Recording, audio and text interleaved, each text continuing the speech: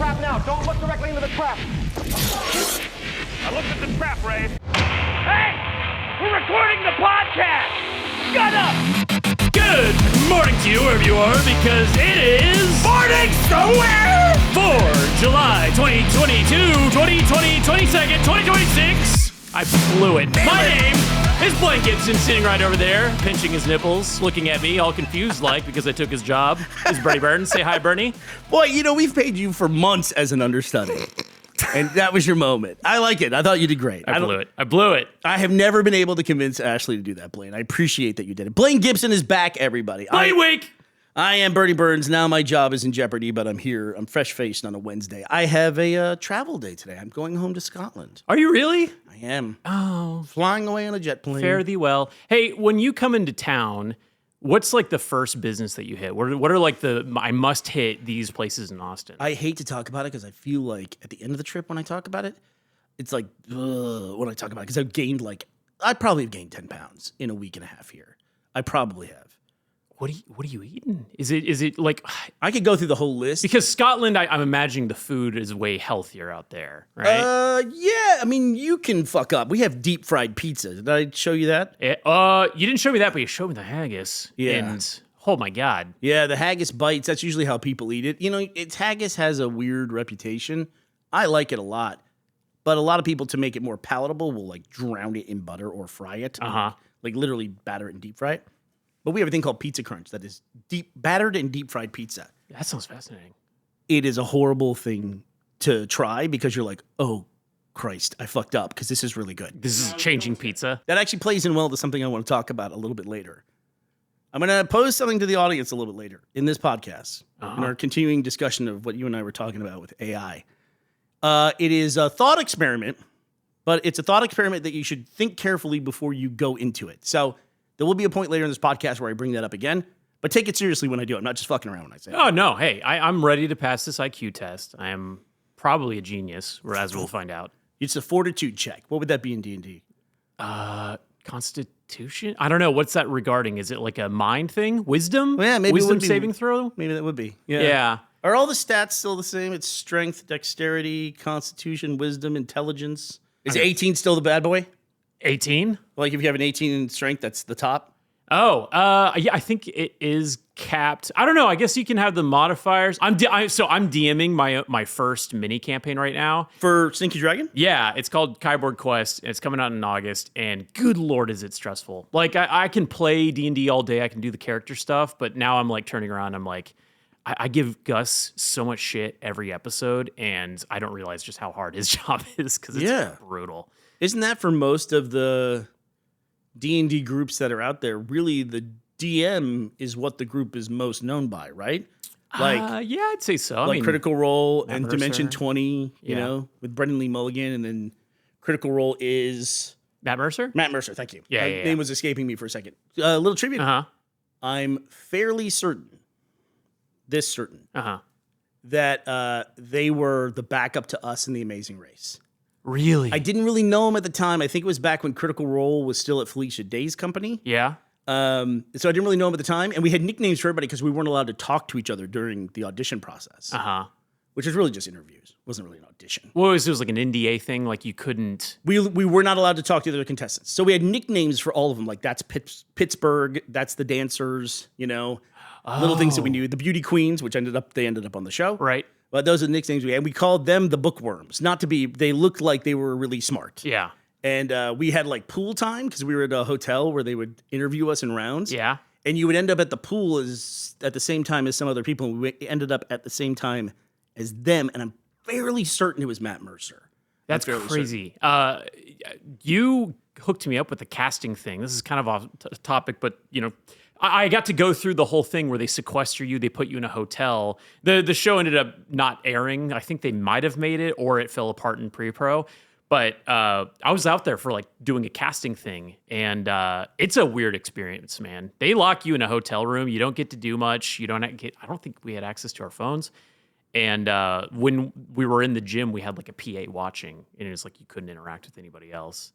It's like being in prison, but you're like, this could be like make my career. You feel monitored at all times, definitely. Someone made a joke, and I almost was like, haha, wait, that could be true. They were like, so you know, we have cameras everywhere. Yeah. And then they looked around my hotel room, and I was like, what the fuck does that mean? I'm like, really? You know, having produced things myself, and more importantly, edited things, I know how much of a story you could build in editing. Mm-hmm.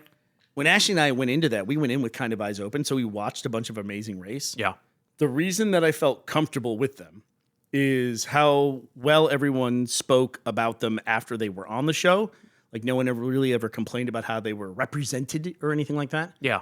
And then there was one episode in the season before we went to audition where they went into a park and there was a statue in the park in like Germany or something. Mm-hmm. And the statue was featured a topless woman. It was like a classic statue. Mm-hmm. And they blurred the nudity on the statue. And I thought, okay, if they do that, they're not going to try to like literally catch me with my pants down, you know, because Sure. that could happen, Yeah. right? And so it was a really good experience because it was a social media thing. That was our season. It was featuring social media. And if you go back and look at it, what it was, right before VidCon that year, there was a Hollywood Reporter article that was about all the big social media stars. Mm-hmm. And it was all tied to VidCon. It's one of those tie-in articles, you know, to promote stuff. Yeah.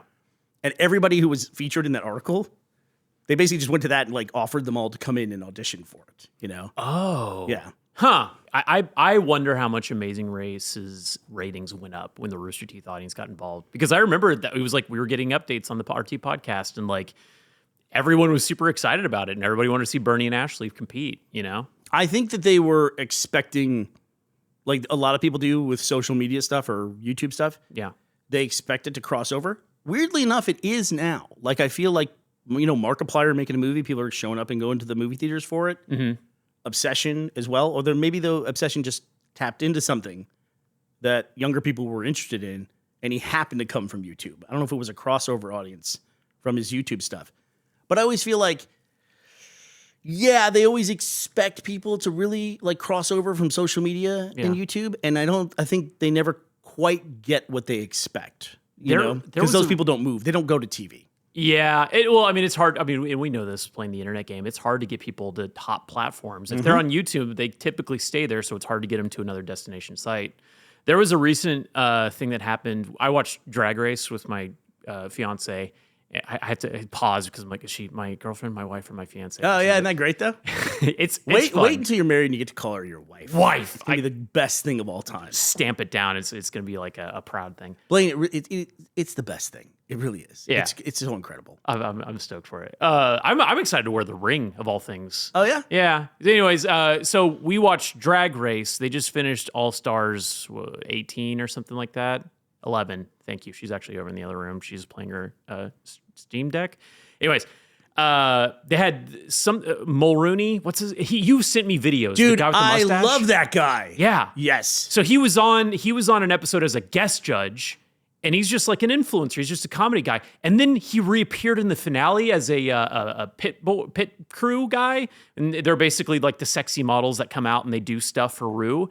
And he was like the most charismatic. Like he was making everybody laugh. Like RuPaul loves this guy.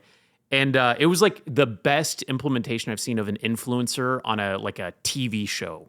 It was really cool. His name is Evan Mulrooney. I think I sent him to him I sent him to you last summer because it was during Pride Month that I sent it. Yeah. And his Instagram name is Rune Dog, first of his name. But just look up Evan Mulrooney with 2 O's. You'll find him. Look at this, though. Well, he's going viral again because he reminds you a little bit of you. He had a glow up. He was a sports guy, but had like a glow up late in life. And everyone's kind of going nuts with like what he used to look like. There's a lot of fun out there right now on the internet of trying to fan cast the Dungeon Crawler Carl series that's about to go to Peacock. Yeah. I think he would make a great Carl.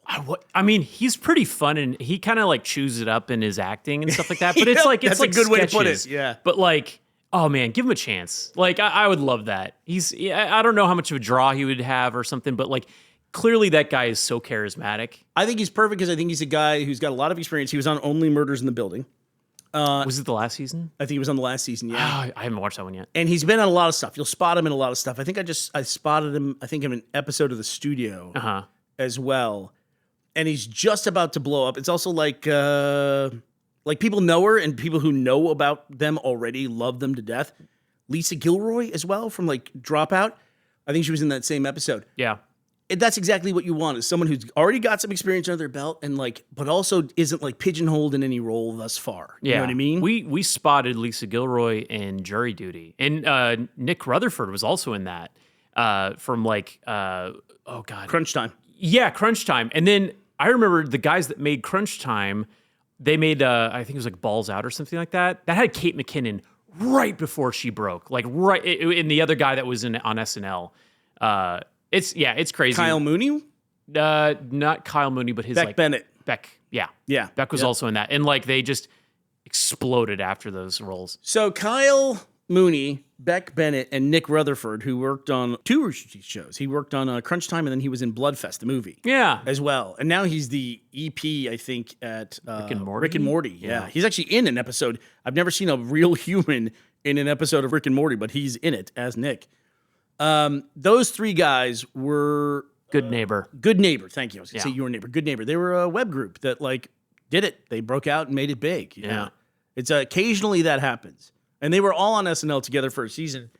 Nick left after the first season, and then started doing other stuff, and now he's with the Rick and Morty group. Yeah. Yeah. It's been fun watching those guys grow up. But I wish the best for Evan, though. And man, if I ever have the opportunity to cross over with that guy, I just love his vibe. He just seems like a good dude. So, tangents. Where do I go when I come back in Austin? I almost got home slice today, but I didn't want to sabotage you because I know you're trying to get, super fit, Blaine maxing for your wedding. So I almost got home slice, but I didn't. Oh, man. Also, I've already had home slice on this trip. Okay, That's one of the first places I go. Did you take it home and then deep fry it? No, I wasn't missing Scotland that bad. But I also go to Taco Cabana because that's just old school. Like old school Austin places I have to go. Taco Cabana. I have to go to Thundercloud. Taco Cabana? Taco Cabana. Like the fast food restaurant with the pink logo, Taco Cabana? You are correct, sir. Where they have tortillas that are like pancakes, basically. Okay. Yeah. All right. The tortillas are good. I used to live across the street from a Taco Cabana, but I wouldn't be like, oh, I got to get Taco Cabana. I lived on that when I was in college, though, man. I mean, I did too. Did they have the one on MLK? I would have gone to Taco Bell if it wasn't for the diarrhea parasite. I couldn't go to that. That's fair. I got Pete Terry's at a party that I went to. They had a Pete Terry's truck. Awesome. Somebody did a really cool party for the World Cup final. Thank you. Yeah. And so I had Pete Terry's at that. So luckily got that. I had In-N-Out because I love In-N-Out. Mm-hmm. And I know that's divisive. People here like Whataburger. I hate Whataburger. And doesn't do anything for me. And then Chick-fil-A. I got to go to Chick-fil-A. Yeah. Whataburger is frustrating because they were like my ride or die. I used to love them a ton. They went private equity, and it is like it's one of those unfortunate situations where you can taste the difference. Which one is private equity? Whataburger. Oh, really? I think they went I think it's like the classic thing where it's like all of their ingredients now go through like Cisco or whatever the fuck, and it's like, well, this tastes like every other hamburger I've ever tasted. No, now. bummer. Yeah. Yeah, and then there's a couple more mentioned. I went to like Nervous Charlie's, but that's a new one. The bagels? Yeah. And then Rudy's for barbecue. Usually I go to Style Switch and get the gigantic like dinosaur rib, but I just didn't have time to do it. Style Switch is great. Yeah. You ever get one of their beef ribs? No, I'm a brisket guy, but Style Switch is great because it is Austin barbecue without the line, Yeah, and good sides too. If you ever have a guest come in, you want to feed them barbecue, it is wildly expensive. But get a beef rib, one rib. It's like the end of the Flintstones when they take the giant ribs and he tips over the car. Yeah. That's the size of this thing. There's a new thing that I'm noticing around Austin where it's the rise of Austin restaurants that are like less than 5 years old, but they fit like a glove. And it almost feels like weird because it's like, oh yeah, this is like an Austin place, but it's not. It just got there. Busty's is a really good hamburger spot if you've ever tried them. No, yeah. Great. And it's not like a Hooters bar or whatever. It's just a place called Busty's. I don't know why they named it that. Denata, great tacos. And I think Denata is a great name for a taco place. Denata, and then right across the street is like Machine Works or something like that. And they got some pretty decent food there. The problem is there's a couple places I can't go when Ashley's not with me. Restraining order? Oh, got it. It's too close to a school. It's hard to explain. El Chilito. That's right at the top of the list. I could never go to El Chilito if Ashley's not with me. Yeah. I couldn't do it. Have you tried transporting food to and from Scotland? Yeah, I used to have that would fit in a check bag. I had a cooler that with ice packs. You can actually see them if you look at my freezer, and I put the ice packs in. And I would carry stuff like those tortillas from H-E-B that you cook when you want to make them. Yeah. Those are great. And then American cheese. which Okay. is impossible to get. We've actually tried to make American cheese. That was horrifying. That was horrifying. Like having a sheet pan of and you cut the slices. Yeah. Imagine having a full 9x12 slice of American cheese. And then I'm cutting it into squares. How desperate was I, man? That's just itching your neck, like, I gotta get my cheddar. It was awful, dude. It tasted like acid. It sounds like it tastes like ass. It was terrible. So we should talk about the big thing that we didn't talk about yesterday because we wanted some time to digest it and also let the audience see it as well. Doomsday trailer came out yesterday. Yeah, man. So if you haven't seen the Doomsday trailer, we're going to talk about that. And then we're going to talk about this thought experiment in a little bit. So if you're not interested in either, have a great Wednesday, everybody. Good talking to you. Thanks for stopping by. See you when I'm back in Scotland. So yeah, what did you think about the Doomsday trailer? I mean, it's hype. It's one of those things where Marvel's got a lot to, I guess, not prove to me, because I know that they're going to be able to knock it out of the park. They got a great cast, but What are you basing that on? Let me just ask that real quick. as in what content has kind of gotten me to Yeah, you're basing that on the track record up to what, Endgame, or is there stuff post Endgame that you like? I think there was a oversaturation. It got to there's too many TV shows to keep up with, and they didn't meet the bar of quality. Like Loki, fantastic, loved that. Captain America, Winter Soldier, and that stuff, okay. Or Falcon, Winter Soldier. Captain America movie was pretty rough. There was a Samuel Jackson, The Secret Wars thing that I didn't we got one episode in, and it was this is DNF for me. Secret Invasion. Secret the one Invasion. with Emilia Clarke. Yeah. Yeah. And I think that they're probably in a position where they're just going to retcon that and act like it didn't happen. I think that's probably right, especially with Rhodey, who I noticed was not in this trailer, was he? War Machine? I don't think I saw him, no. Yeah, they might have avoided putting anything in that was Iron Man-esque in this trailer. Oh, because for obvious reasons, yeah. Yeah, but I'm excited about it. Obviously, I'm going to go see it. I think that's probably going to be the last trailer that I watch, because I don't know if you've been watching the Spider-Man trailers, but those have all been well, I know exactly how the movie's going to I go. watched the one that came out yesterday because it suggested it after I watched Doomsday. I'm with you. I watched it. Don't watch it. Yeah. I made a mistake watching it. I paused midway through and I was like, I don't need this. Exactly. So many things got spoiled that would have been way better in the movie theater. I shouldn't even watch the Doomsday one, but honestly, I was just jonesing for something like that because I just feel like it's been so long. My weird takeaway from it is, I said a billion times, the run-up of 10 years through to Endgame was just, it's a masterpiece of how they did that. In storytelling and in movie making, it's just incredible the way they were able to parcel that out. I just feel like since Endgame, you watch this Doomsday, I feel like it is just right after Endgame, and nothing's been set up new since Endgame. I feel like the biggest thing is the Fantastic Four, right? Yeah. And their movie. And yeah, they're pulling stuff in from Fox era X-Men as well. Yeah. But I feel like besides maybe Namor, Loki as well, which seems like a different thing. I almost feel like the thing they showed in there was a flashback. It seemed like a flashback. Right, because Loki's in a way different place than that now. And I think he's going to fit in more into Secret Wars. Yeah. Which is the one coming after Doomsday. But I just feel like it's I wonder if they've had enough time to build to this. And it also feels like it was a solution to a really big problem with Kang. Yeah. And so I'm very, very hopeful of it. But I'm also tempering my enthusiasm just a smidge. I think what is going to get them out of the current situation that they're in is to continue to lean on X-Men, and if they can execute the next cast, sorry, in a proper way, I think that they're going to be set up for success, because I think it was smart bringing back the old Fox ones, like James Marsden and Ian McKellen and Rebecca Romaine Stamos. I'm a big Fassbender fan, but yeah, I agree with you. Well, and I am too, and I thought that those new movies were pretty great, except for the last one. I think it was Apocalypse or something. Or no, it was Dark Phoenix. I missed the Phoenix one. Yeah, there's a lot of those movies. But I think they need to remind people, it's hey, this is the guys that you grew up with. You love these guys, and then they're gonna introduce the new cast. I feel like over the course of the next 3 years to just kick off that thing, because I don't know if you've been watching X-Men 97. It's fantastic, and it makes you remember just how awesome X-Men are. Yeah, it seems like an incredible show. It is, though, a sweet spot, I think, for people your age. Yeah. Where it's a little bit after my time. I wasn't watching cartoons in 1997, which is when those X-Men cartoons came out, right? Yeah, thereabouts, yeah. Yeah. It's mid late 90s and that stuff. And that's where people got their idea. Everyone when Wolverine put on his suit in Deadpool and Wolverine, they were like, he's got the classic suit. It's like, I don't think that's the classic suit. The yellow with the black stripes, to me, it's like the brown and orange one. That's the comics that I read for Wolverine in the 80s. That's what he had. But how did you feel overall? There was obviously a big reveal at the end of it. Which I think we'll just avoid saying. Do you feel like that's a good thing? Do you feel like they should have moved away from that stuff? I think that casting decision, and then another one that we're talking around as well, is definitely like a plea with the audience to come back and to trust them. Like, hey, we got the guys you like. They're here. You talking about the Doomsday one? Yeah. I mean, actually, Dr. Doom, I mean? Yeah. You're still questioning that. I mean, I'm not questioning it because the performer in question is fantastic, and I think it's going to be great, and I'm sure that they're going to pull it off like canonically in a story way that's going to make sense.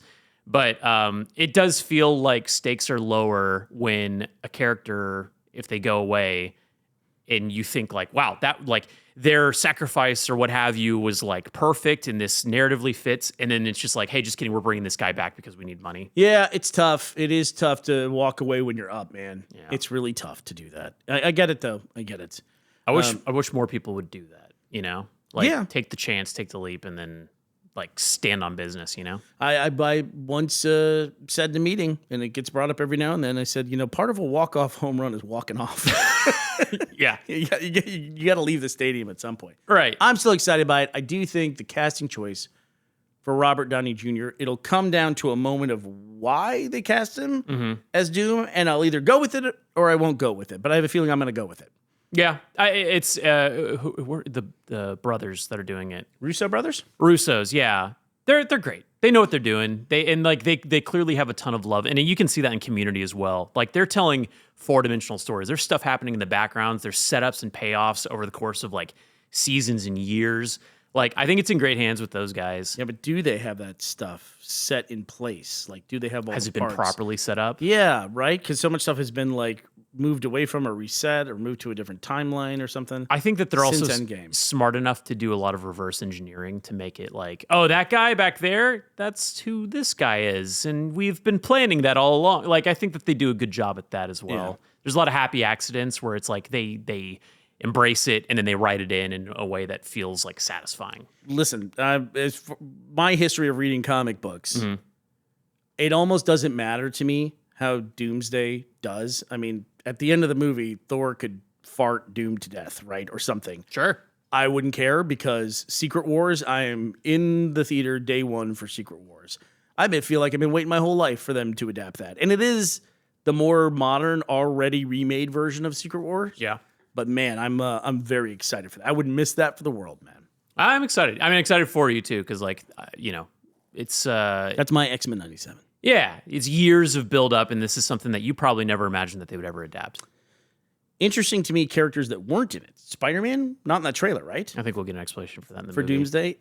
Wolverine, not in there. Mm-hmm. Also, Deadpool, not in there. I thought Deadpool would be an interesting choice to include. Were the three of those guys in that like big the casting the director chair reveal thing? You see that? Oh, I thought there was. Yeah, that's a good point. I think he was in there. I forgot about that. We should go back and look at that and see the names that are on that. Yeah, I mean, to be honest though, like I've kind of forgotten, and I'm okay with that. Yeah, let it go. I want to know. Yeah, you know? let it go. You don't want to get over marketed. Yeah, yeah, it's a good point. Really Although good point. Marvel, they're pretty tricky. This is the last thing I'll say on it. They're pretty tricky with how they edit their trailers, and they'll do stuff that's misleading and misdirects because they know that they have like rabid fans that are picking stuff apart. And I think we've been lied to on a lot of the stuff with the trailer. But that's fine with me. No, we've been lied to for sure. I mean, we had some reveals of stuff we were directly lied to before. Right. By certain actors and things. But you got to do that, right? Yeah. I like those lies. I love it too, yeah. Because it's like they got to put their name in the trades and they got to announce, like, oh, this person's been cast. This person's been attached to this project or whatever. At this point, they've already made it. They don't need that shit. Yeah. What does that serve anyway, Yeah. Lets other people know their schedule's unavailable, basically, for the next 3 years or whatever. All right, before we go, and I get on the plane, I was going to talk about this thought experiment, which I thought was interesting because we were talking about AI yesterday, and you have the very popular opinion of, fuck all this stuff, I'm not touching it, I'm a chat GPT virgin, everything you said yesterday. And it reminded me, and I went back and looked at it, of an old thought experiment that's back from like the early 2010s, like around 2010. So these are people who were really looking forward to AI and the rise of artificial intelligence. And somebody posted on a forum I believe the website is called Less Wrong. They post on a forum where these discussions take place. Posted a thought experiment. And the thought experiment, after people read it, they got very upset about it. And the moderator deleted it completely, got very mad at the user for posting the thought experiment. And they labeled it as a term I've never really heard before, but I don't know why we don't use it more often. They called it an info hazard, that to be exposed to this idea is in a way hazardous to you. And that's why it was termed Roko's, either Roko or Roko's, depending on where you look and what you read about this. I'm going to say Roko because it's a more interesting name than Roko. Roko's Basilisk. And Basilisk, I can't pronounce it, is a mythical animal. You probably know this from D&D. That it's kind of like a Gorgon or a Medusa that if you catch its gaze, it kills you. Okay. It's got a deadly gaze. So the idea here is that if you get exposed to this idea, you are endangering yourself. So I'm going to ask you, Blaine, and you, the listeners, do you want me to go ahead and talk about this idea and expose you to the idea? Yeah. Many people have heard this in some form or another, but if you don't want to listen to it, we won't talk about anything else in the end of this podcast except for this. So if you don't want to listen to it, just tune out now. And just so you know, there were people who actually were on the forums who expressed anxiety, reported having nightmares, and that's why it became this thing that has its own, Wikipedia entry, for instance. I'm interested, and I'm going to take the position of like I'm a Kyle Reese, and I'm like ready for whatever AI thing is to come. Right. I don't know. So the thought goes that if an artificial general intelligence is created and then leads to an artificial superintelligence, which is something that is honestly beyond our comprehension. A lot of this has parallels to religion. So it's kind of like a god. We can't possibly understand how well it would understand us. Okay. What it would do for humanity. This is a good question to pose to someone who is very openly, directly anti-AI. But you did say something in our conversation yesterday. I want to see it be used for medicine or something like that. Yeah. As long as it wasn't in art, and if I may be fair, what you do for a living. And you didn't want it touching that stuff. Yeah. Or creativity. So I'd pose a question to you. Do you think AI, a super intelligent AI, would that be good for humanity? I shouldn't say would it. Could it be good for humanity? Could it be? Yes. I'm going to say yes. I think that the current version of AI that we have is not true AI. It's just regurgitating. Good call. It's amalgamations of information, and it's giving us what we think it is AI. So this thought experiment goes that if this creation of an artificial superintelligence is to happen at some point in the future, even beyond your lifetime, if it is going to happen and it is either a malignant ruler that rules over humanity, or it is a benevolent God which cures injustice, inequality, disease, poverty, hunger, it solves all of those problems for humanity. Either way, it will be tasked with giving incredible efficiency to existence. And what it will know is everyone who didn't support its creation. Okay. All right. So that's it looks back. It's gazing upon us in the past. Yeah. And that it will, one of the ways it will optimize its society as best it can is by eliminating those people. Or in the extreme cases of Roko's example, by torturing them for not allowing it to exist. Now, it's easy to see that, and where it often gets said is if it's a malignant force, it's angry and vengeful, and it wants to punish the people that held back its existence.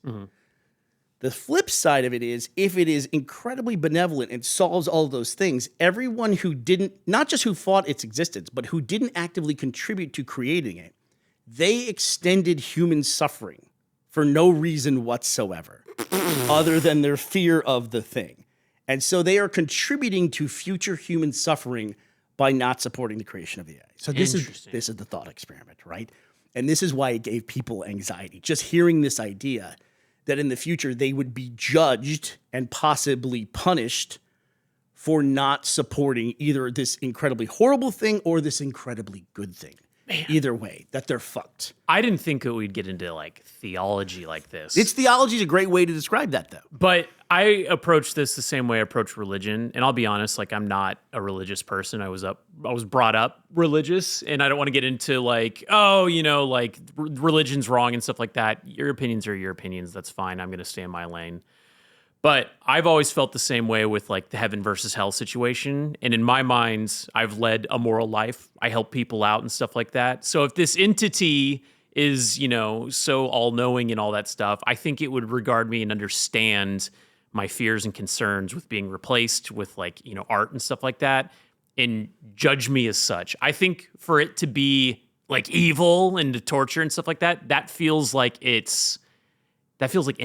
That feels like that's one of the arguments against it. Yeah, it would be a waste of energy. Yeah. Like, why would it do that? Because it just doesn't make sense.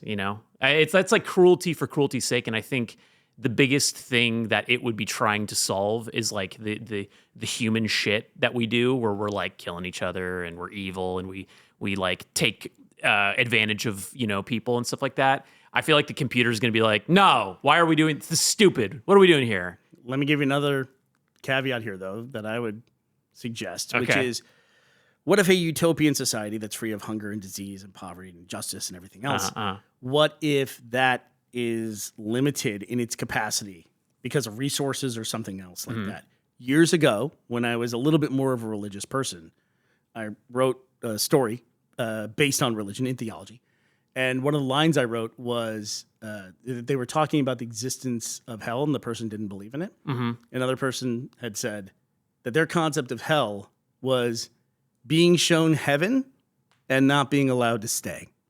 Whoa. And so if you think about that, like what if that exists and you're just excluded from that unto itself? Would that be a punishment that we wouldn't have comprehension of, Yeah. And the only way you could possibly avoid future judgment and retribution in this scenario is by not knowing that you should have been contributing to the creation of this incredible thing. But now that you have participated in the thought experiment, you can no longer say that. That's interesting. Anyway, so I thought it was an interesting thought experiment, and I did promise we wouldn't talk about anything else. But I do want to say thank you for joining us. You have any thoughts about the Roko's Basilisk? Roku's Basilisk, he gives me all my streaming services. He's got the Netflix. He's got the Disney Plus. It's fine. No, it's interesting. I think it's. I'm one of those people that how some people will look up into the stars and they'll be like, I'm so small, I'm an ant, and all that stuff. Bro, I just want to eat nachos tonight and play some video games. Like, enjoy life. Yeah, I just want to, live in La Vida Loca. I don't give a shit. So it's a very cool thing. I hope that this doesn't freak anybody out, But also, it's just like, take a deep breath. It's going to be fine. Probably not in our lifetime. We'll be good. I'm going to feel super weird plugging Good Morning from Hell after this discussion. But if you want to witness firsthand Blaine living La Vida Loca, then please check out Tales from the Stinky Dragon or Good Morning from Hell. You can find those anywhere where quality media is purveyed. Anything else going on, Blaine, that we should talk about? No, I got my Tavern Tale thing, which is like our version of mini campaigns. That's over on stinkydragonpod.com. Is this the one you're DMing? This is the one I'm DMing. It's called Kyborg's Quest, and I'm very excited about it. It's like a bunch of like movie references. I mentioned Terminator earlier. There's a lot of Terminator stuff in it. People loved your They Live. They were giving me suitable amounts of hell for not backing They Live as a great movie. Good.